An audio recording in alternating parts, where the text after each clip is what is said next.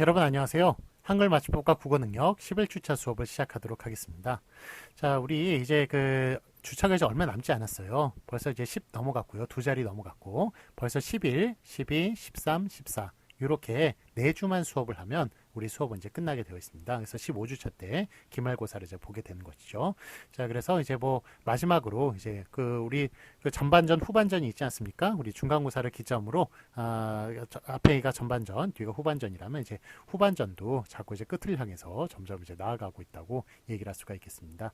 자, 그래서 이제 오늘 배울 것은 이제 표준어 규정에 대해서 뒤에 한글 맞춤법 좀 남았죠. 그다음에 표준어 규정으로 이제 넘어갈 텐데 하여간 끝까지 좀 잘 이렇게 시청해 주시고 잘 참여해 주시고 많은 것을 좀 배워가셨으면 좋겠다는 그런 생각이 들고요.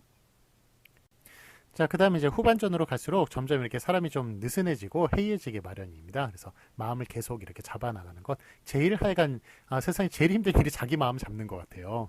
그래서, 자기 마음 잡을 수 있는 그런 사람, 그런 사람은, 그야말로 또 착하게 잡아야죠. 막 교만하게 막 잡고 막 이렇게 하는 사람은, 좀 나쁜 사람이 될 확률이 높고, 자기 너무 확신이 넘쳐가지고 그렇지만, 하여간 겸손하게, 그렇게, 잡아가는, 그런 사람들이, 참 인격자라고 이렇게 대접을 받지 않습니까? 그렇기 때문에 자기 마음 잡는 게 참 중요한데 끝까지 마음을 좀 잘 잡으셔서 우리 끝까지 약간 좀 많이 배워가는 그런 수업이 되셨으면 좋겠습니다. 자, 아울러 이제 우리 과제 마감일도 시시각각으로 다가오고 있습니다. 자, 5월 23일에 우리 일요일이죠. 일요일 그것도 12시도 아니고 뭐 11시 55분인가 59분인가 뭐 그때일 거예요. 그때가 이제 마감입니다. 마감이니까 하여간 그때 전에 하여간 꼭 잘 제출해 주시기 바라고 예, 계속 이제 뭐 사진이나 이렇게 중간에 뭐 찍어 나가실 수 있을 거고 그 다음에 우리 뭐 캡처한 거나 이런 것도 괜찮습니다. 계속 잘 모아가지고 과제 좀 충실하게 그렇게 제출해 주시기 바랍니다. 자, 늘 건강 조심하시고요. 자, 그러면 11주차 수업 진행하도록 하겠습니다. 네, 자, 이번에는 이제 노름과 노름을 보도록 할게요. 발음은 똑같죠? 똑같지만 여기 이제 지금 뭐 하는 겁니까? 이거는 이제 노름이죠. 아까도 얘기했지만 이제 이나 음이 붙었을 때는 앞에 원형을 밝혀 적습니다만 이게 너무 심하게 노는 거잖아요. 노는 것에 너무 변질된 것이죠. 그래서 이런 경우에는 또 앞에 굳이 이렇게 본뜻을 원형을 밝혀 적지 않아요. 그래서 이걸 노름이라고 이렇게 써주는 거고요. 자, 그다음에 이거는 이제 건전하게 노는 거죠. 건전하게 노는 것이기 때문에 요거는 이제 놀음이라고 그렇게 써준 겁니다. 이제 놀다에서 온 거잖아요. 그래서 이제 이나 음이 붙으면 앞에 원형을 밝혀 적는데 그 원형을 밝혀 적는 것도 요렇게 원뜻이 살아 있을 때 그때 이제 밝혀 적는 것이지 아까 같이 너무 심하게 변질이 돼서 노는 것 그런 경우에는 원형을 굳이 밝혀 적지 않습니다. 그래가지고 아까처럼 발음대로 노름이라고 써주는 것이고 요거 노름, 요것도 발음은 똑같습니다만 표기는 놀음 이런 식으로 앞에 원형을 밝혀서 이렇게 적어주는 것을 볼 수가 있습니다. 자, 다음 걸로 넘어가겠습니다. 자, 이번에는 이제 거북이는 속도가 어떤가요? 속도가 느리다죠. 그래가지고 느리다 이런 식으로 써주는 거고요. 자, 그 다음에 또 다른 거 보겠습니다. 이거는 길게 뭐라는 겁니까? 요거는 길게 늘이는 거죠. 그러니까 늘게 하는 거예요. 늘게 하다. 그래서 이는 이제 사동전미사인데, 그래서 늘게 하는 것. 요거는 이제 길이에서만 해당하는 얘기입니다. 길이를 길게 할 때 그때 늘이다를 쓰고요. 자, 그 다음에 요거는 이제 부피가 이제 커진 거네요. 부피가 커지건 수량, 뭐 양이 양이 많아지건 아니면 넓이가 넓어지건 아니면은 수가 많아지건 어쨌건 간에 이거는 늘리다를 씁니다. 늘리다. 그래서 아까 전에 길이일 때만 늘이다를 사용하고요. 그 다음에 이렇게 부피, 넓이, 그 다음에 양, 그 다음에 수 이런 것 다 늘리다를 사용한다는 것 그것도 기억해 주시기 바랍니다. 자, 이번에는 이제 다리다 있죠? 요거는 다리다죠. 다리다. 그래서 다리미라고 그렇게 하죠. 다림질 이런 식으로 다리다. 요게 기본형이고요. 자, 그 다음에 요거는 이제 뭐 하는 겁니까? 한약을 이거는 한약을 달이는 거죠. 달이다. 그래가지고 이렇게 뭐 발음은 똑같죠. 예, 이게 연음이 되기 때문에. 그렇지만 표기가 이렇게 다르다는 것 기억해 주시기 바랍니다. 아까 전에 그 다리미로 다리는 건 달이다. 요거는 달이다. 이런 식으로 쓴다는 것 기억해 주시기 바랍니다. 자, 다음 걸로 넘어가겠습니다. 자, 이번에는 발목을 다치는 거죠. 이렇게 발목 부상을 당하는 것, 다치다. 이렇게 써주는 거고요. 자, 이것과 비교가 되는 게 다치다죠. 이거는 다듬을 당하는 거죠. 다듬을 당하는 거니까 요거 닫다, 요게 이건 당하다. 그러니까 피동전미사 히가 붙은 겁니다. 그래서 다듬을 당하는 거니까 닫히다 이런 식으로 써야 맞습니다. 그 발음은 요게 디귿이 넘어가면서 티읕이 되고 그 다음에 이 앞에서 구개음화가 되기 때문에 다치다로 그렇게 발음이 되죠. 다치다로 발음이 아까 전에 부상당하는 다치다하고 발음이 똑같습니다만 예, 요거 그 쓰는 것은 요거 다듬을 당하는 거기 때문에 원형 밝혀서 닫히다로 그렇게 써주는 것을 볼 수가 있습니다. 자, 그 다음에 이제 강세전미사가 있어요. 강세전미사가 화가 나서 방문을 세게 닫히다. 예, 이런 말은 별로 안 쓰는 것 같은데 이 말 쓰는 말 맞습니다. 예, 요때는 이 히가 아니라 치가 붙어요. 그래서 우리 피사동전미사 이희리기 우구추였죠. 이희리기 우구추인데 예, 요거는 이제 그 강세전미사는 치입니다. 치. 그래가지고 히하고 치하고 좀 구분이 안 갈 때가 많아요. 근데 히 같은 경우에는 피사동으로 쓰는 것이고 치 같은 경우는 강세 세게 할 때 그때 쓰는 겁니다. 그래서 방문을 세게 닫는 것 있죠? 더 세게 닫을 때 그걸 닫히다라고 그렇게 치를 써서 사용할 수가 있습니다. 그래서 이것도 뭐 발음이 똑같습니다만 발음이 이건 다르네요. 이게 닫 앞에 이제 닫히다 이런 식으로 이렇게 유사 동음어인데 발음이 이제 앞에 거하고 똑같진 않지만 이게 왜냐하면 이제 받침이 소리가 나죠. 예, 아까는 받침이 소리가 이제 뒤로 넘어가는 거였고 요거는 닫히다 같은 경우는 디귿이 예, 뒤로 넘어갔고 요거는 이제 앞에 그 붙어가지고 요 뒤가 이제 그거기 때문에 저기 그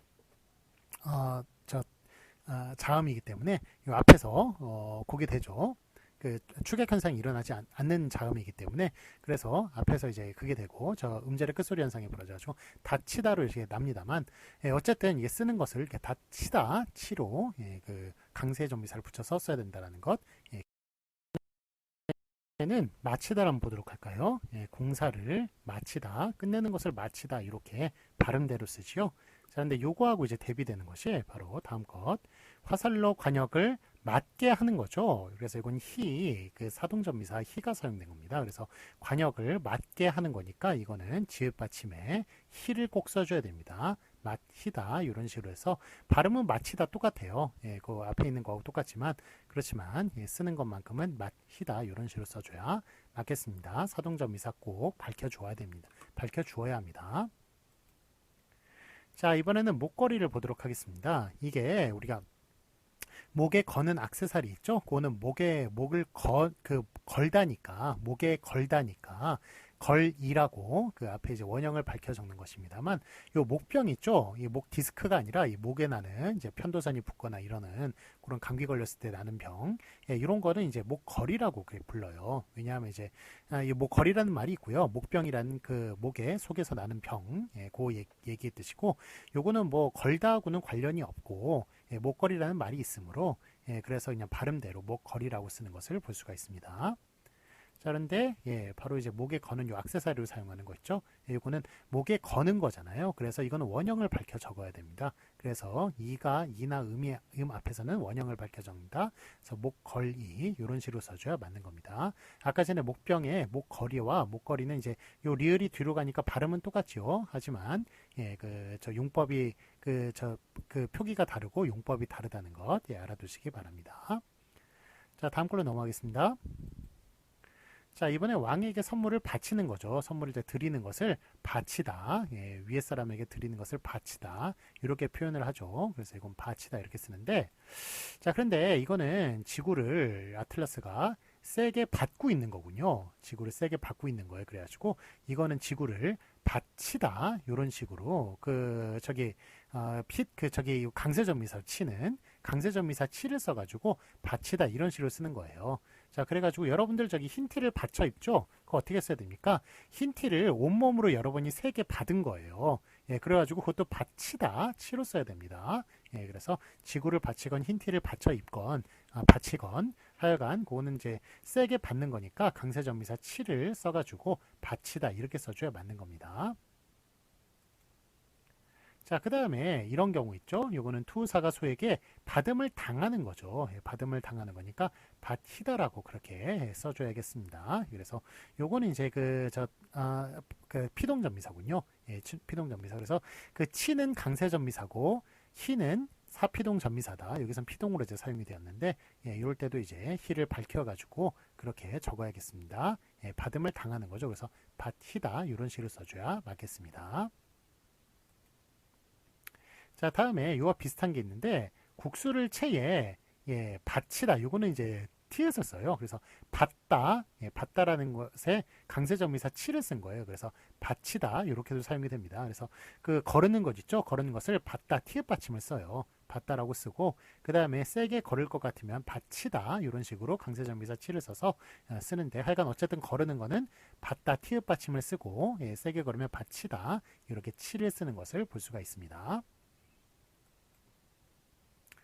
자, 그 다음에 반드시를 보도록 하겠습니다. 요게 그냥 발음대로 반드시 이러면 요거는 이제 약속을 뜻하는 꼭꼭, 꼭이란 뜻, 꼭꼭, 꼭, 예, 그런 뜻의 예, 반드시 이렇게 이제 사용을 하는데 자, 근데 요거는 이제 반듯하다에서 나온 거죠. 반듯하다에서 나왔기 때문에 이런 경우는 이제 어근을 밝혀가지고 반드시 이런 식으로 예, 그래서 이렇게 쓰는 겁니다. 그러니까 곧게 예, 이거 반드시 그래서 앞에 그 저 반드시 같은 경우에는 그게 뭐 어원이 없어요. 어원이 원형이 없기 때문에 반드시 발음대로 씁니다만 이건 반듯하다라는 원형이 있으므로 반듯을 밝혀가지고 반드시 이렇게 써줘야 맞겠습니다. 자, 다음으로 넘어가겠습니다. 이번엔 차가 전봇대에 부딪은 거죠. 차가 부딪은 건데 이건 너무 세게 부딪었군요. 그래서 부딪히다 강세전미사 치를 사용해서 차가 전봇대에 부딪히다 이런 식으로 치를 쓰는 거고요. 그 다음에 요거는 이제 전봇대는 차에게 부딪음을 당한 거죠. 그래서 부딪음을 당한 희를 사용하는 겁니다. 자, 계속 강조했던 것 마찬가지예요. 치는 강세전미사고 희는 사피동 전미사다. 이런 경우는 피동이군요. 전봇대가 차에 부딪음을 당한 거니까 전봇대가 당한 거죠. 그래서 부딪히다라고 그렇게 쓰는 것이 예, 맞겠습니다. 그래서 요거는 이제 강세 자기가 스스로 이제 세게 뭐 한 것이고 치는 희는 그 하게 하거나 아니면 함을 당하거나 할 때 그때 사용하는 전미사라고 얘기할 수가 있겠습니다. 자, 다음에 붙이다를 보도록 하겠습니다. 힘이 붙이다, 영희에게 편지를 붙이다, 남의 땅을 붙이다. 그러니까 남의 땅에 저기 남의 땅을 빌려가지고 농사를 짓는 것, 신세를 지는 것, 이런 거 붙이다라고 씁니다. 그 다음에 힘이 이거 부족하다는 뜻이죠. 이건 힘이 부족하다는 뜻이고 빈대떡을 만들든지 원고를 인쇄에 붙이다 이거 보내든지 안건을 회의에 붙이다 이거 보낸다는 뜻이죠. 보내든지 아니면 친척집에 숙식을 붙이다 이거는 남의 땅을 붙이다와 비슷한 뜻이네요. 신세를 지는 것 이런 것들 다 붙이다라고 씁니다. 자, 그래서 보내는 것이라든지 크게 말하면 보내는 뜻, 그 다음에 부족하다는 뜻, 아니면 신세를 진다는 뜻 이런 뜻에서는 붙이다를 사용하는 것을 볼 수가 있습니다. 자, 그런데 이거는 이제 어태치죠. 어태치 영어로 치면 부착을 하는 거죠. 그래서 우표를 붙이다. 이거는 붙게 하는 거 아닙니까? 예, 그래서 이건 그 개하다의 뜻을 가진 사동 전미사가 되겠습니다. 그래서 이럴 때는 붙이다, 벽에 붙이다, 흥정을 붙이다, 불을 붙이다, 미행을 붙이다, 주권을 붙이다, 취미를 주다, 별명 붙이다. 어쨌든 좀 추상적인 뜻으로 가긴 합니다만 어쨌든 다 부착을 하는 거죠. 붙게 하는 거죠. 예, 그래서 예, 그런 뜻에서 예, 사용하는 붙이다는 예, 요 이가 그거라고 얘기하 저 사동전미사라고 얘기할 수가 있고 붙이다 그래서 사동전미사 살려가지고 붙이다 이런 식으로 써줘야 맞다고 얘기할 수가 있겠습니다. 자, 이번에는 이거는 뭐 하는 건가요? 예, 짜장면을 식히는 거죠. 예, 그래서 이게 식히다 이렇게 쓰고요. 자, 그 다음 거 보겠습니다. 이번에는 이걸 뭐 하는 건가? 이거는 예, 머리를 쉽게 하는 거죠. 쉽게 하는 거니까 이거 그 개하다의 뜻을 가진 그 사동점에서 히를 써가지고 식히다 이런 식으로 써야 맞는 겁니다. 아까하고 발음은 똑같습니다만 표기가 다른 것을 볼 수가 있습니다. 자, 다음에 요거 보시면 요거는 이제 꽃다발과 선물을 한 아름 아는 거네요. 요거는 이제 그 한 팔로 이렇게 안을 수 있는 그 정도의 그 양, 그 정도의 저기 넓이, 부피 이런 거를 이제 한 아름이라고 그렇게 이야기를 하는 것이죠. 그래서 아름이라고 쓰고요. 자, 그 다음에 요거는 서로 간에 이렇게 그 저 면식이 있는 것, 서로 간에 면식이 있는 것, 요런 걸 알음이라고 씁니다. 알음. 그래가지고 서로 간에 이제 얼굴을 서로 알고 있는 것, 요런 거는 알음이라고 그렇게 쓰고요. 자, 그 다음에 요 지식에 관련된 거는 또 알미라고 써요. 그 알미라고 발음합니까? 암이라고 발음합니까? 예, 요리를 미음인 그 우리 저 겹받침이 있을 때 둘 중에 하나로만 발음을 해야 돼요. 그래서 요거는 리을 미음은 뒤에 걸로 발음을 합니다. 그래서 암이라고, 암이라고 이렇게 발음을 했습니다만, 예, 그 발음 사실 틀린 발음이고요. 둘 중에 하나로만 발음해야 됩니다. 리을 미음은 뒤에 걸로 발음하니까 암입니다. 암. 예, 이런 식으로 예, 그렇게 써줘야 맞겠습니다. 자, 그래서 아까 전에 아름, 암 이런 식으로 세 가지를 얘기를 했는데 약간 그 한 아름 할 때는 그 아름이라고 쓰면서 그 정도 넓이 그 한 팔 그 두 팔로 이렇게 그 끌어안았을 때 그 넓이 정도 그거를 이제 아름이라고 그러는 것이고 그 다음에 알음이라고 하는 것은 서로 간에 면식 있는 것 알음이라고 한다. 그 다음에 마지막으로 예, 그 지식은 암이라고 그렇게 쓴다라는 것. 자, 이번에는 그 안치다를 한번 보도록 할게요. 이렇게 쌀을 만드는 거 있죠? 밥을 만드는 것, 예, 쌀로 밥을 만드는 것, 요거를 뭐라고 표현하느냐 하면 예, 이런 단어가 있습니다. 안치다. 예, 이런 식으로 써요. 안치다. 그래서 이렇게 쌀로 밥을 만드는 요 과정을 불에 이제 안치다. 이런 식으로 이제 표현을 합니다. 자, 그 다음에 요거는 어떻게 하는 건가요? 요거는 예, 앉게 하는 거죠. 앉게 하는 요히 사동전미사가 결합을 해서 앉히다. 발음은 똑같아요. 아까 전에 앉히다 하고 그렇지만 이렇게 쓰는 게 다릅니다. 이거는 앉게 하는 거니까 예, 앉히다 히를 꼭 써줘야겠습니다. 사동전미사요. 자, 그 다음에 요게 요 두 개 이제 경계선이죠. 수평선이 쭉 펼쳐져 있는데 이건 하늘과 바다의 경계선이죠. 요런 거를 뭐라고 표현하냐면 얼음이라고 표현해요. 얼음. 예, 그래서 이렇게 경계가 되는 것, 수평선도 마찬가지고 지평선도 마찬가지고 이렇게 그 구름하고 이렇게 하늘 간에 이런 경계도 있네요. 이런 것도 다 얼음입니다. 얼음이라고 이렇게 표현을 하는데 자, 이거 있죠? 이 아이스. 아이스는 어떻게 표현하나요? 예, 아이스는 얼음이죠. 이거는 얼다 있죠? 얼다. 예, 얼다에서 나온 것이니까 역시 이나 음이 결합했을 때 예, 원형을 밝혀 적습니다. 그래서 얼음. 그런데 아까는 그 저기 경계 같은 경우는 뭐 어원이 따로 없죠. 예, 그래서 발음대로 예, 그냥 그 얼음이라고 쓰는 것이고 요거는 이제 원형을 밝혀 가지고 얼다에서 왔으니까 얼음 이렇게 써주는 것입니다. 자, 다음에 이렇게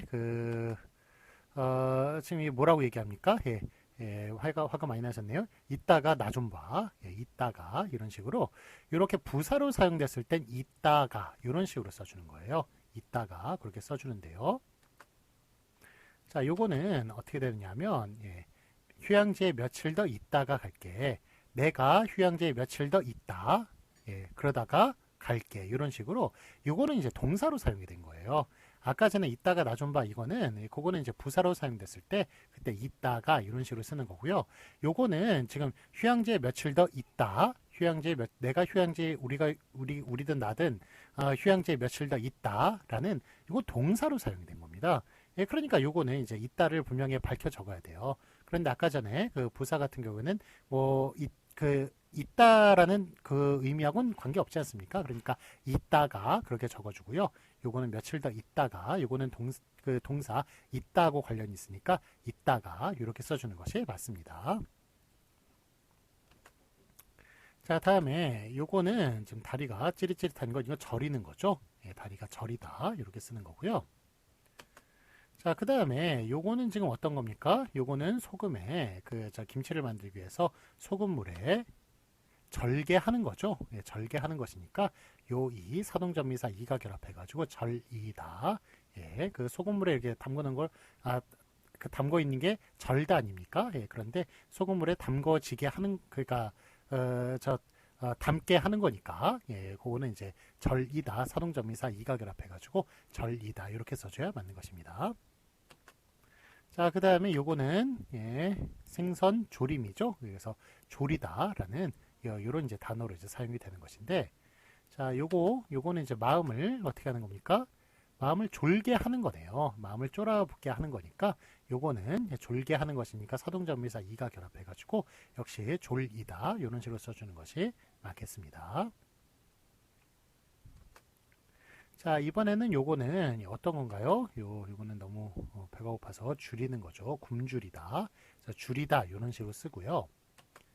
자, 그 다음에 이거 압축하는 건 어떻게 하는 겁니까? 요거는 줄이는 거죠. 그러니까 줄게 하는 것이니까 요거는 사동전미사 역시 이가 결합해가지고 줄게 하는 거 줄이다 이런 식으로 써주는 것이 맞겠습니다. 자, 그 다음에 이제 노라고를 볼게요. 노라고와 느라고. 노라고라는 것은 이제 최선이라는 의미를 가지고 있어요. 자기 나름으로는. 그래서 하노라고 했는데 마음에 드실지 모르겠습니다. 제가 그 최선을 다해서 했는데 이런 뜻이죠. 하는 것에 최선을 다했는데 마음에 드실지 모르겠습니다. 이렇게 얘기할 때는 노라고를 사용을 하고요. 그러니까 자기 나름으로는 내 나름으로는 내 나름으로 한다고 했는데 마음에 들지 모르겠습니다. 이런 뜻으로 사용될 때 최선의 뜻으로 사용됐을 때 노라고를 쓰고요. 자, 이번엔 이제 느라고가 있네요. 비슷한 느라고는 했기 때문에 까닭의 뜻으로 사용이 되는 거예요. 그러니까 험한 일을 하느라고 고생 많았어. 험한 일을 했기 때문에 고생 많았어. 이런 식으로 까닭의 뜻으로 사용할 때 느라고로 사용합니다. 그러니까 최선의 뜻으로 사용할 땐 노라고로 사용하고 까닭의 뜻으로 사용할 땐 느라고로 사용해서 서로 이렇게 용법이 다른 것을 볼 수가 있습니다. 물론 표기도 다르고요.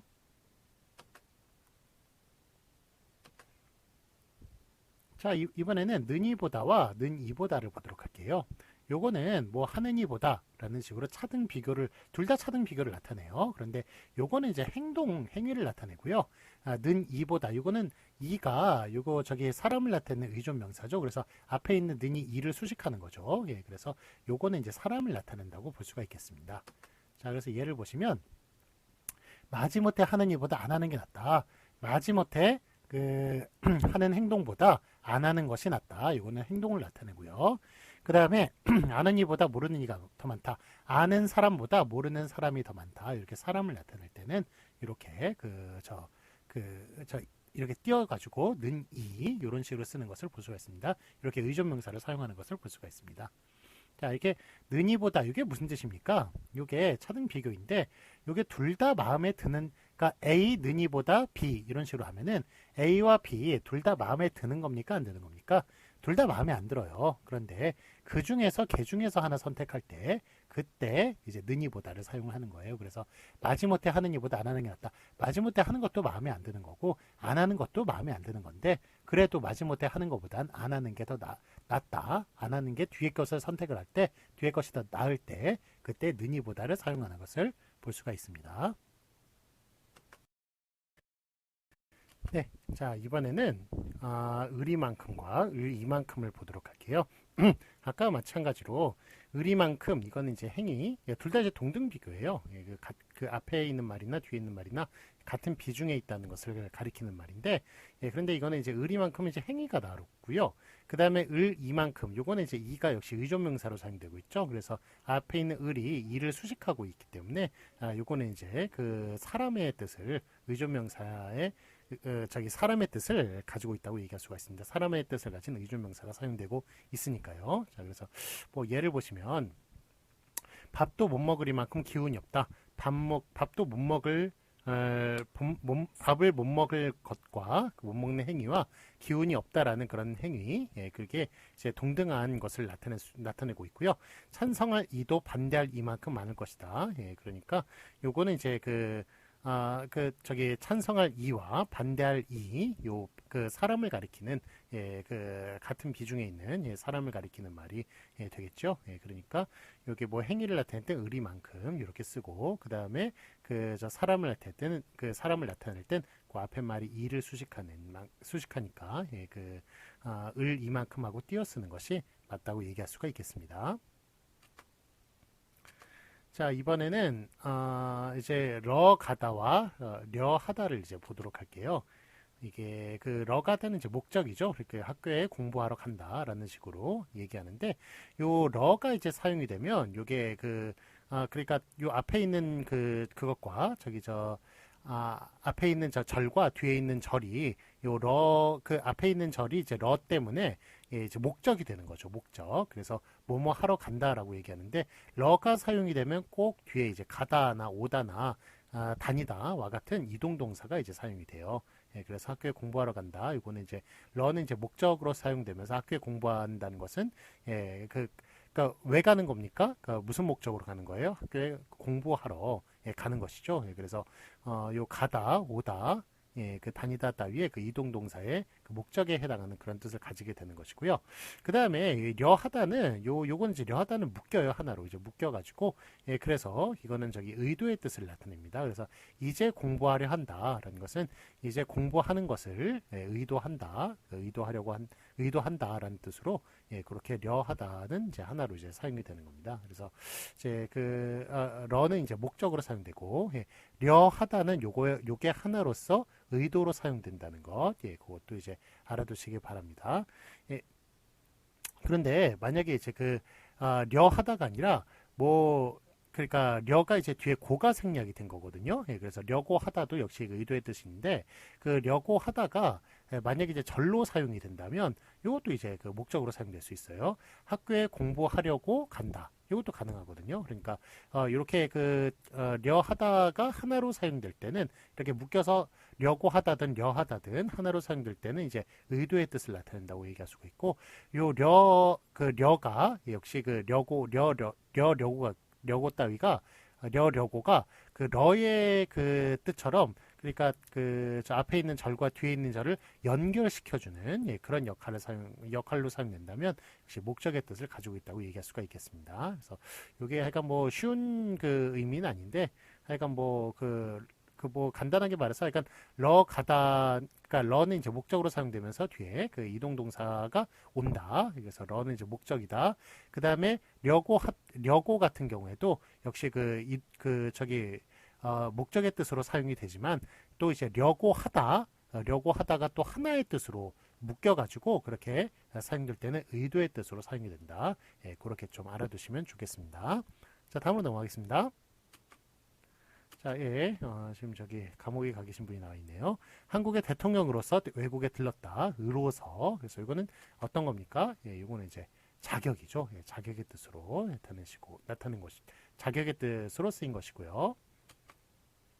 자, 다음에 이번에는 방망이로서 공을 치다 라는 것은 요거는 이제 도구의 뜻으로 이제 사용이 되는 겁니다. 그래서 로서 요거는 이제 도구, 앞에 있는 대통령으로서라고 사용되는 것은 자격이라는 것. 요거 예전에도 다룬 적이 있었고 그 다음에 여러분이 다 알고 있는 그런 내용이라고 생각합니다. 자, 그 다음에 음으로와 음으로, 요것도 한번 뭐 다룬 적이 있는 것 같은데, 음으로는 이제 까닭이고, 음으로는 이제 도구의 뜻이죠. 그래서 음으로를 사용할 땐 뒤에 써가 또 사용될 수 있다는 것, 저번에도 얘기한 적이 있습니다. 비가 오므로 외출하지 않았다. 이거는 이제 앞에 말이 뒤에 말에 이제 까닭으로서 사용이 된 거네요. 비가 오기 때문에 외출하지 않았다. 이런 뜻으로요. 그 다음에 책을 읽음으로써 지혜를 얻는다. 이거는 이제 도구네요. 책을 읽는 것이 도구가 되어서 지혜를 얻는다라는 그런 뜻으로 사용될 때는 음으로 써를 쓸 수 있는 것을 볼 수 있습니다. 써가 생략이 될 수도 있고요. 네.